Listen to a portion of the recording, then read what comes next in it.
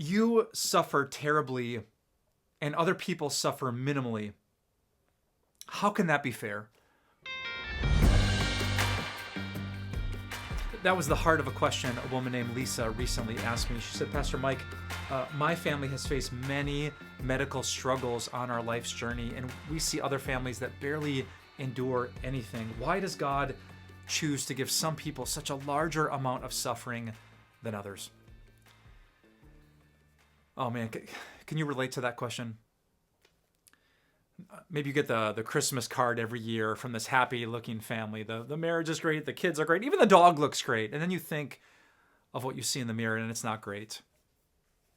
You think of your loneliness, you think of your mental health struggles, you think of your brother who's straying from Jesus. You think of the cancer that came too quickly, the infertility, the miscarriage. You think of people who are abused, who lose their jobs, who can't catch a break. You think of those moments when you or someone you love is trying and trying and trying, and it's just not working.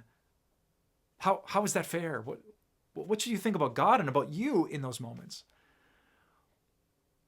When you suffer deeply, you will be so tempted to ask what I call the most logical and the most dangerous question: why? That was Lisa's question, wasn't it? Why does God allow this? I want an explanation. Give me a reason why I'm suffering so much and they are not. I wouldn't blame you if you asked that question too. Why is this happening? But that is such a dangerous question, and here's why. Because you're either going to think something wrong about God or about you. You're going to think, like some people do, wrong thoughts about God. Maybe I'm suffering because God doesn't care about me. Maybe I'm suffering because God has forgotten about me. Maybe I'm suffering because God just wants to punish me. Maybe I'm suffering because there is no God, or he's not a good God, or a loving God, or a merciful God. And he says all these things in the Bible, but they're not really true. You might come to those conclusions. In fact, countless people have and still do. Or maybe you won't turn on God. Maybe you turn on you. Maybe I'm suffering like this because I don't have enough faith. Maybe I'm suffering because I've sinned in ways that others haven't. Maybe I'm suffering because I'm really not forgiven. I'm really not filled with the Spirit. God really isn't noticing me. Did you see like the spiral, the anxious cycle you get stuck in? When you ask the question why, you never come up with an answer. And instead, you end up believing a lie, either about God, yourself, or both. I wish there was like an extra page in the back of the Bible that I could explain all of your suffering. I can't. There's some general principles that God uses suffering for a number of different purposes, but why that specific thing? Why that specific amount? I don't know why. But I do know who. I do know who God is. And if you're a follower of Jesus, I know who you are. I don't know why my parents lost their youngest son, my little brother, when he was just a few weeks old. I don't know why my lung collapsed when I was in the prime of my soccer career in college. I don't know why some of my friends have gone through so much. I don't know why my parents suffered a bankruptcy and lost everything and moved in with my family. I don't have God's playbook to all of this, and neither do you. I don't know why, but I do know who. I know who God is.